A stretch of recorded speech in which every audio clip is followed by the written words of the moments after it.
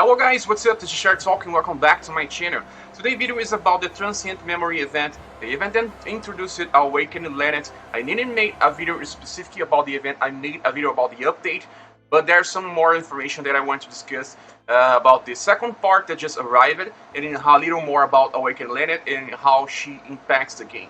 So first of all, let's just click here on Transient memory, and we will see that they released the second part something like 12 hours ago on time of this recording, and we have more story to clear and explain the end of the event itself. As you know, this is a continuation of the Wandering Sorcerer storyline, so the last part will finish the whole storyline.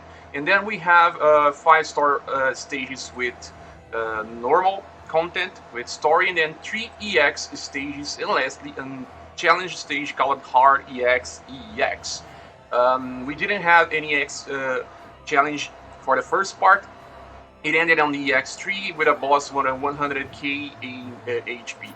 I think that the bosses on the EX3 have around 15 million HP, and it's very easy because you can still bring your friends. There's quite a lot of people using Awakened Lenneth in the game right now. She was very popular, and I want to explain you why.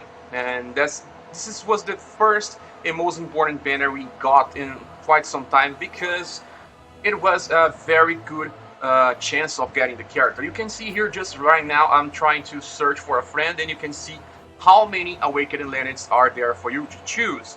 So now let's talk about the character, a little more about the character, and then we'll get back to the event and explain some more stuff. So when clicking here on the banner, you will know that this girl here will stay for quite a lot of time. For summoning, she's still here till the end of the event on the 6th of February. And she's a character that has 2 versions, because of the star version is drawn by the original artist of the first Valkyrie profile game. It's called, I forgot his surname. But the thing is, the 2 characters are the same, and the difference is only on the status. The star version has around 20% more status when compared to the normal one. But guys, this doesn't mean much things.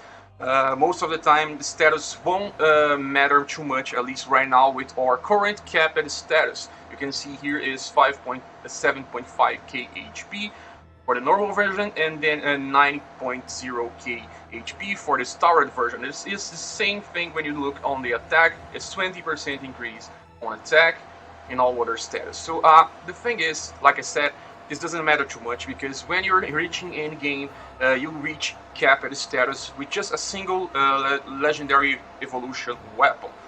Even without it, it's still very easy to reach that if you are a long time player that you keep summoning, and you get more status by using party assist. Well, party assist on this account is, for those that do not know, this account was from a friend of mine that played the game, and he quit and gave me this account. So you can see a party assist is something that's very important in this game, and you keep getting it better by summoning new characters that will add assist slots, being weapon assist or character assist slots. And then you see how much I've been getting. Of course, this is not an average account. It's a very invested account. But you can see how far you can get by just summoning more characters. It will be very hard to do so. But when you get just so much status from party assist, even now and even in the future when they raise the cap, it will mean that status of your original character hardly matter. Even using a character that's not exactly maxed, you can still reach the cap without caring or worrying about your original character status. So this is a little of something that we need to discuss.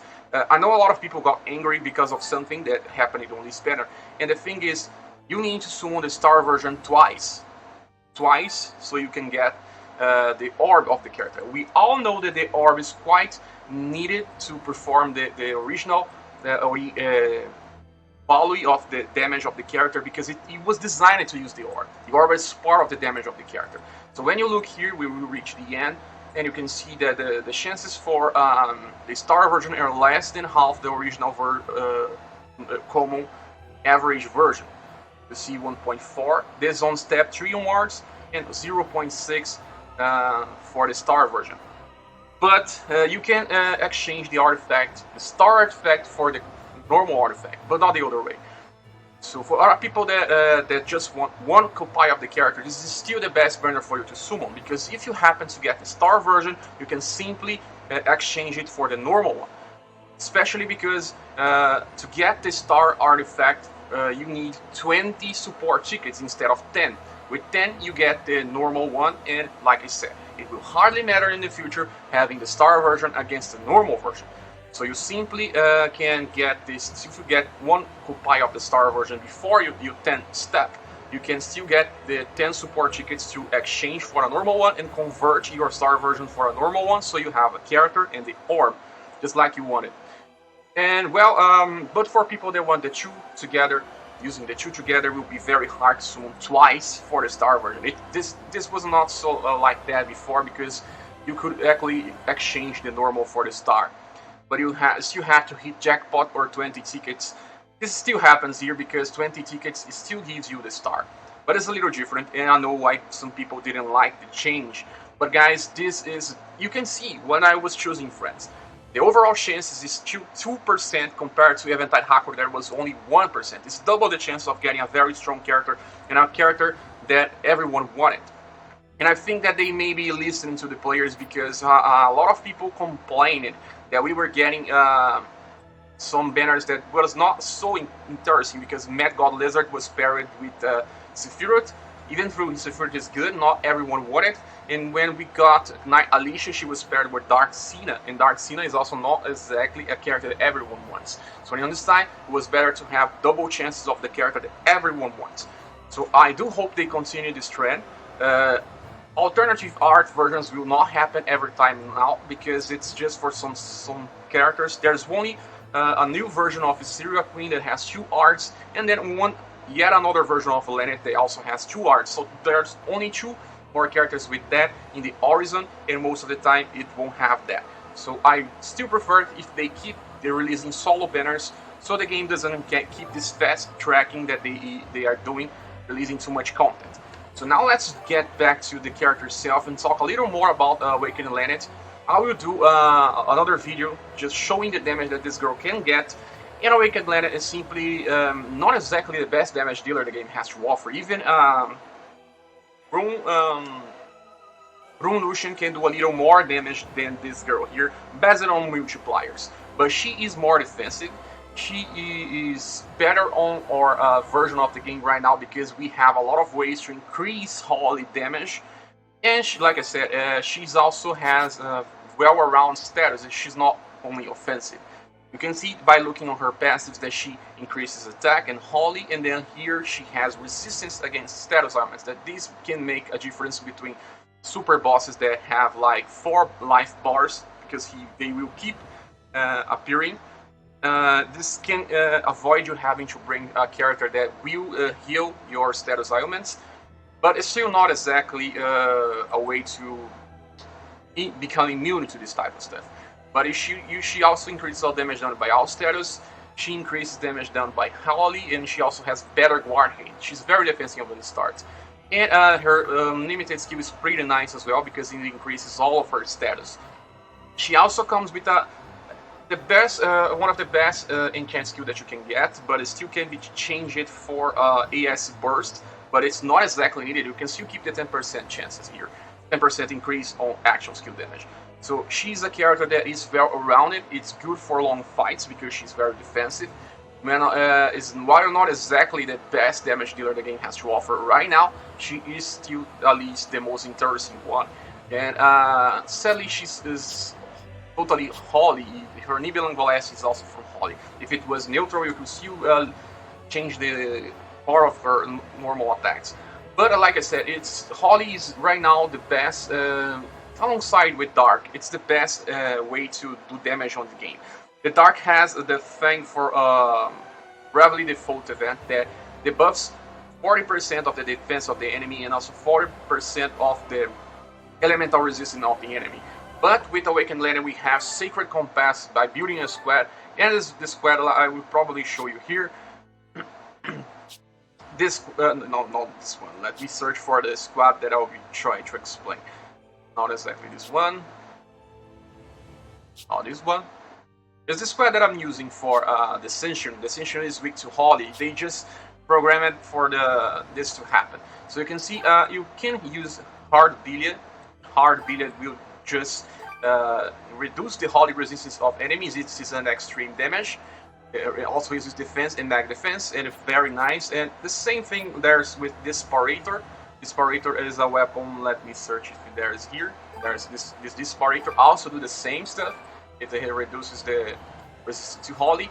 And we can also use Sacred Compass. Sacred Compass is very important because it increases 80% of your attack and 40% of your elemental damage. It's very, very nice indeed, and one of the best ways to deal damage on this.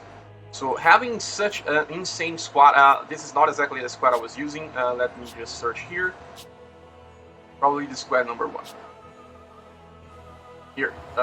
No, it's not exactly the one I was using. But you got the idea. You can use the 2 Awakened Lenneths with Sacred Compass and Disparator together.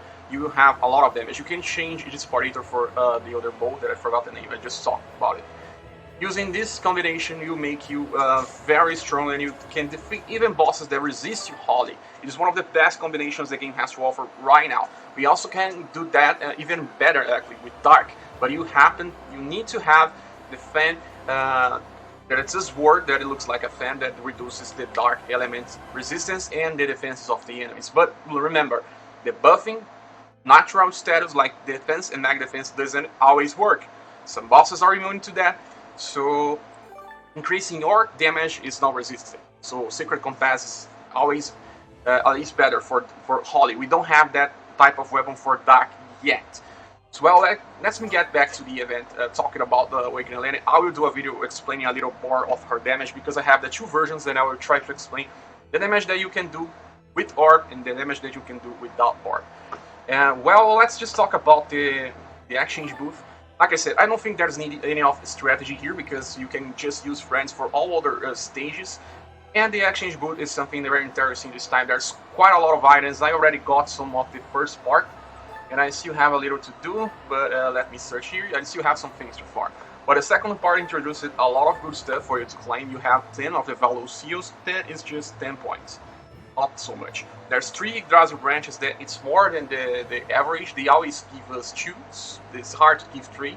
You can also get a lot of good rewards like legendary stones and bangles just by clearing stages. We have the same values for gold scrolls. All this time it's very hard to justify getting bronze scrolls, but well, whatever, you can still get it. Awakening Ember and 4 of the Nameless Hero memory. They are giving more of this Nameless Hero memory now than before, and it's very important. And also remember, the second part of the event is where the weapons from the event, the imbued weapons, will give you more drops, and that's why the shop has more items. So it's a good moment for you to farm all of the enchanting stuff for free skills, because right now if you have the weapons you get a lot of drops. So with everything that you got here, there's quite a lot of items for you to farm, so I really recommend getting free stuff if you summon it for the characters. Awakened Lenneth, if you got the weapons as well, you have more easy time by farming the second part. The second part is where the weapons will work. You can see here, let me just search for here.